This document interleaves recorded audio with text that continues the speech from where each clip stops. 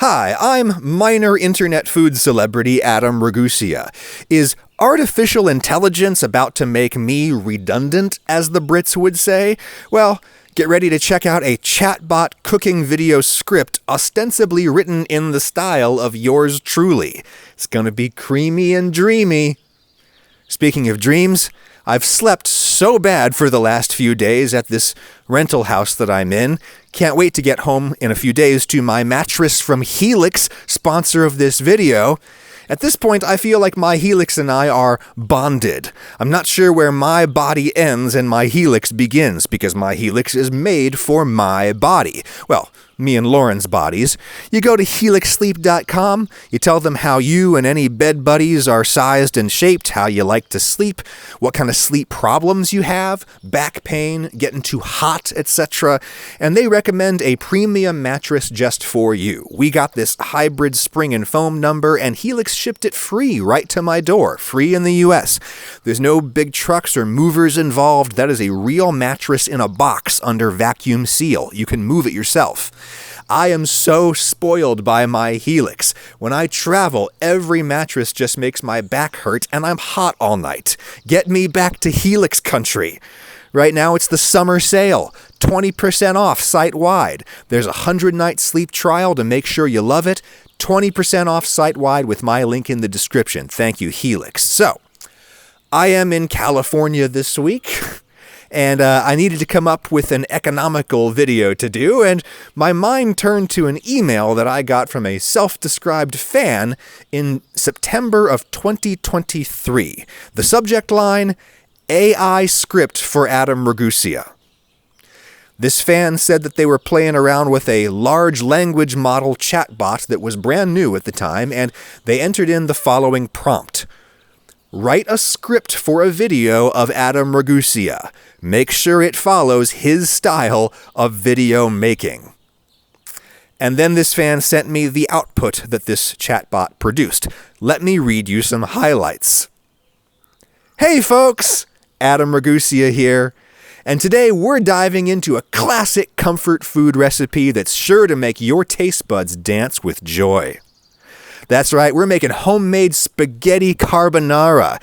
It's a simple Italian dish that packs a ton of flavor, so let's get right to it.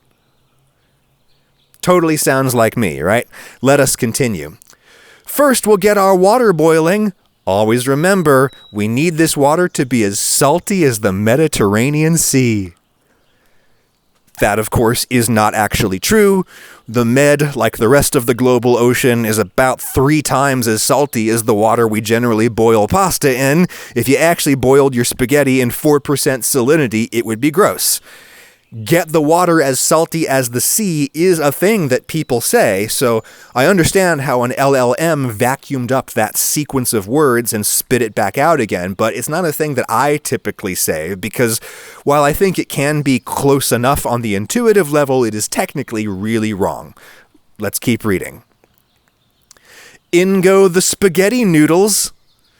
Yes, of course, I always call them spaghetti noodles. Camera shows close-ups of the creamy egg and cheese mixture. Adam, smiling.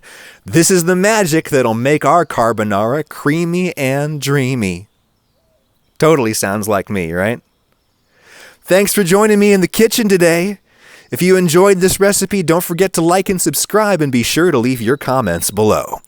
As you know, I always directly entreat you to like and subscribe because I believe you have no idea how to use YouTube and you require basic instruction. That sounds like me, right? Adam gives a thumbs up to the camera as it fades out. Closing credits roll with some light background music.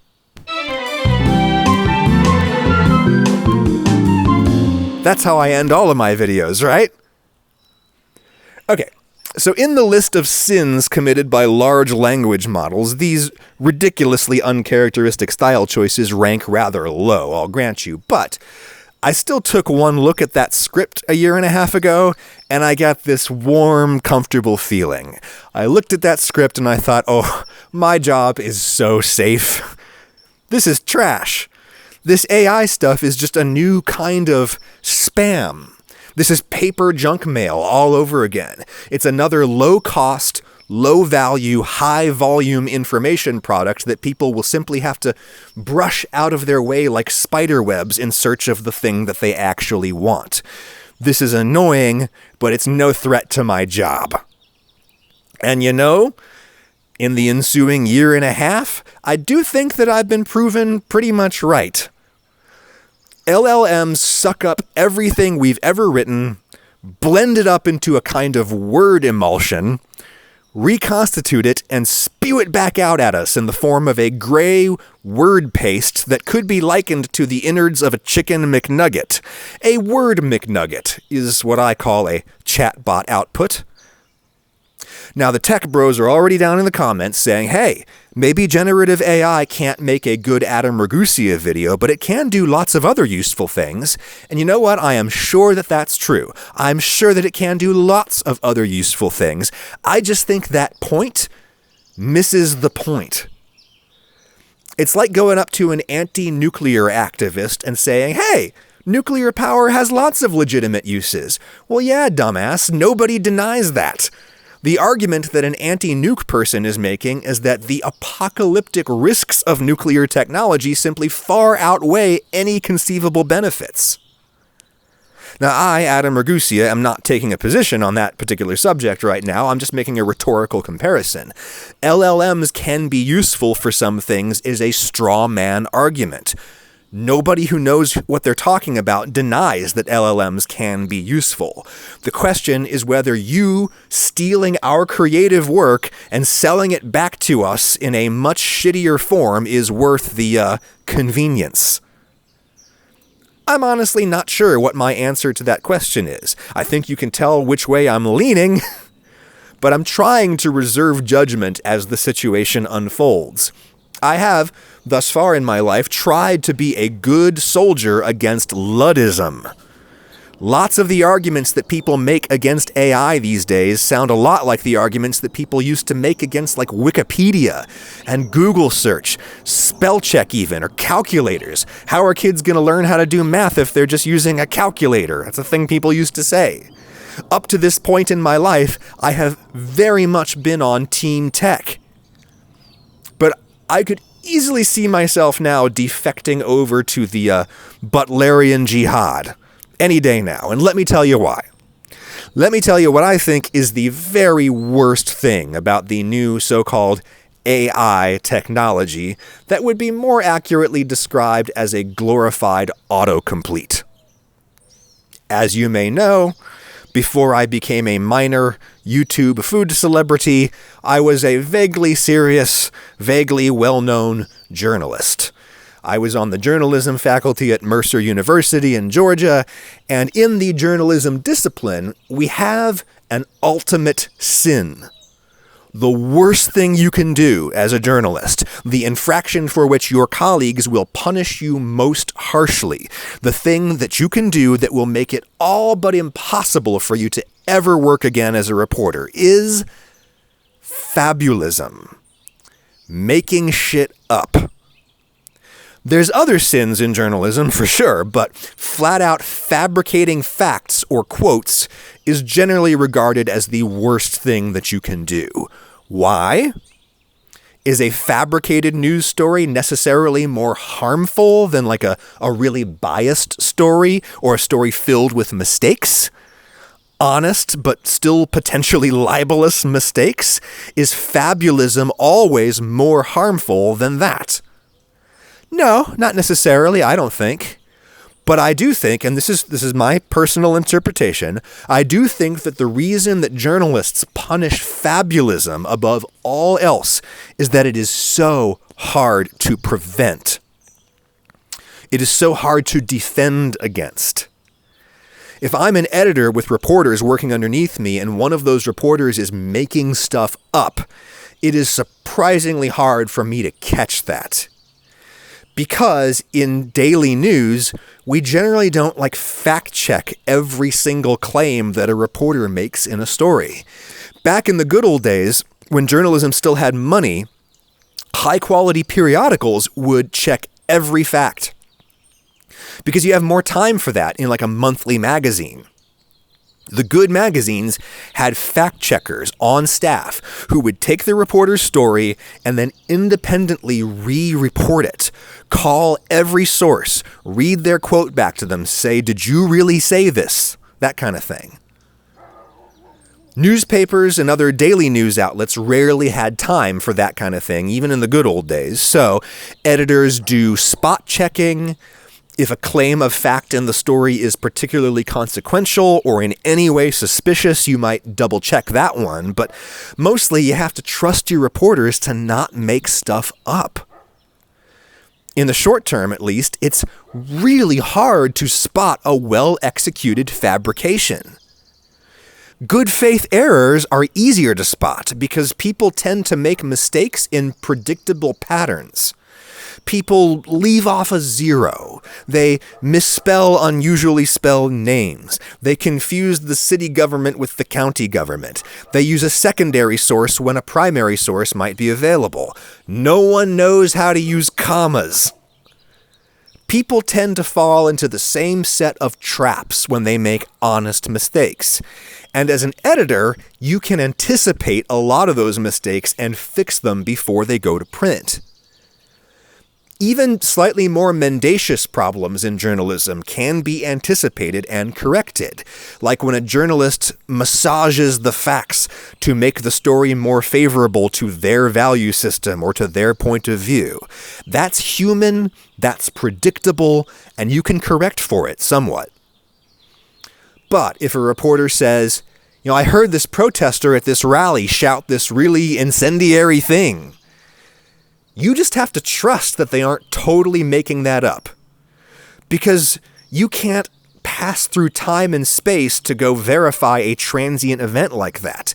Outright lies are both incredibly harmful to the mission of journalism, and they are very, very hard to prevent if an unscrupulous reporter is really dedicated to their fabulism.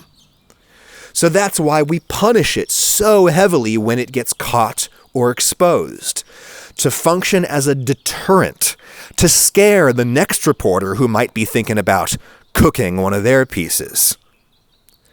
Across all of society, not just in journalism, we punish lying really severely for exactly this reason. Lying hurts us, and it is very difficult to prevent or to catch in a timely manner. For society to function, we have to be able to trust each other. Mostly. In a reasonably healthy, functioning political system, politicians may lie a little bit all the time, but they do it in predictable ways that you can account for. You just assume that they're exaggerating to favor their position. You just assume that they're not fully honest about their personal lives. You just assume that they're engaging in some light graft here and there. And yet, the system still works well enough. When a politician really steps out of line with an outright lie or brazen corruption, we shame the crap out of them so that all of the other politicians fear the shaming. Shame keeps them mostly in line. But everything changes when you get a politician who has no shame. A politician who is willing to just say whatever their supporters want to hear without giving a first thought as to whether it's actually true. You get a charismatic leader with zero shame and a lot of supporters who have little to no shame themselves, and there's really nothing you can do to stop the lying. Social sanction is the only real defense that we have against lying. And if you think there's no difference between a little bit of lying and a lot of lying, let me remind you of the dictum of Paracelsus, which we so often invoke when talking about food safety. The dose makes the poison. A lot of lying, a lot of corruption is meaningfully worse than the normal, modest level of lying and corruption that we've historically tolerated from our elected leaders. The dose makes the poison. Take the case of Putin's Russia. Corruption and deceit ran so far off the rails there that they had no idea how weak their own military was before they attempted to take Kiev. Putin really thought that was going to be a cakewalk because his army looked way more lethal on paper than it actually was because of a top-down culture of lying and corruption in Russia, where procurement officers steal and sell the tank armor and then they report to their superiors, "Oh yeah, we totally put that armor on the tanks. The tanks are ready to rumble." Narrator voice. The tanks were not ready to rumble. Lies are actually damaging in that way. And this brings me back to ChatGPT and the like. People feed the computer a zillion documents, often illegally pirated documents, written by real people. The computer looks at which words tend to follow in sequence from each other, and it produces statistically likely strings of words in response to your prompts. Obviously, these systems are more complicated than that, and they're getting more complicated every day, but on a fundamental level, I'm pretty sure that I just gave you an accurate summary of how these so-called AI products work at their core. The chatbots don't know anything, they don't think, they don't reason, they're just doing word math, because computers are really just elaborate calculators. And yet these new chatbots work kind of well. They get a lot right as they puree our human writing and extrude the result back out at us for a monthly fee. The biggest problem with them is that they lie. Not always, not even most of the time, but they still lie a lot. Actually, it's less like lying and it's more like bullshitting. Remember when you were in a discussion group in school and you didn't do the reading, so you listened to what all the other students said, and then when it was your time to talk, you just kind of spewed a word salad that sounded like what everyone else was saying? We have a word for that. It's bullshitting. Dude, I totally bullshitted on that answer. I hope our teacher isn't too tired and defeated to call me out on it. Large language models are bullshit machines. They do not know, they do not think, they say things that kind of sound like what people who know things would say. This is at least part of how chatbots end up hallucinating, as they call it, dreaming up completely insane claims of fact that they proclaim with great confidence and authority. A timely and relevant example would be the Make America Healthy Again report, a document for which the Trump administration has refused to identify the author, but the report blames pretty much all major U.S. health problems on childhood vaccines, pesticides, ultra-processed foods, and prescription drugs. This new report is, broadly speaking, hogwash, and would be hogwash even if the anonymous authors hadn't written it with AI, which they very obviously did, as indicated by the tag OAI cite in the URLs for the citations, which are riddled with insane errors. The report makes claims that are directly contradicted by the studies it cites to support those claims, and at least a few of the studies cited do not exist at all. The chatbot straight up hallucinated them. People get things wrong all the time, but they tend to get things wrong in predictable ways that you can account for. Chatbots bullshit in super weird ways, and unless you already know a lot about the subject in question, it can be very hard to spot the lies. Worst of all, a chatbot feels no shame. There is no way for us to socially sanction ChatGPT for lying and thus scaring straight all the other robots. One of my very favorite kind of stupid but still awesome movies is the 1975 dystopian future sports film Rollerball with James Caan. A rad vintage movie depicting a future in which there are no governments, only oligarchic corporations that control every aspect of life. Jimmy Kahn plays an aging star athlete whom the oligarchs need to destroy because he's giving the people too much hope that individual effort can make a difference in the world. Jimmy Kahn's character wants to know how his world works, who leads these corporations, how they came to power, and so he goes to the future world's sole remaining library to see the books. But he soon learns there are no books there. The books have long since been digitized, dumped into an artificial intelligence named Zero. Jimmy Kahn asks the Zero computer for some simple, straightforward answers to some simple, straightforward questions, and the computer freaks out, refuses to give any straight answers, and then it basically melts down. This is a movie from 50 years ago, and it is legit starting to feel like it could be reality 50 years from now. Now, if the clothes and the hairstyles from Rollerball become reality in 50 years, I will die the happiest 93-year-old ever in my ringer tank top and skin-tight leisure suit.